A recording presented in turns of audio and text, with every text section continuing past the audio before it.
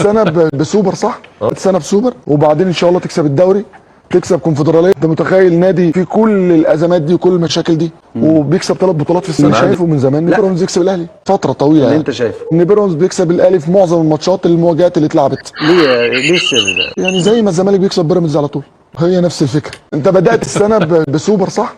السنه بسوبر وبعدين ان شاء الله تكسب الدوري، تكسب كونفدراليه. انت متخيل نادي في كل الازمات دي وكل المشاكل دي وبيكسب 3 بطولات في السنه؟ انا عندي انا مش هتكلم ان هو بيقول لك الزمالك كعبه على بيراميدز وبيراميدز بيكسب الاهلي، ماشي هنقول ماشي هنقول ماشي. رغم ان بيراميدز قال لك احنا في ماتشات الاهلي بيديله مكافآت اكتر من ايه؟ من الزمالك، وبيراميدز بيلعب بشويه في مباراه الاهلي عن مباراه الزمالك، وده شفناه امبارح رغم ان هو بيراميدز بينافس. ولكن في حاجه هنا، سوبر ايه الزمالك خده؟ بطولة 3 بطولات.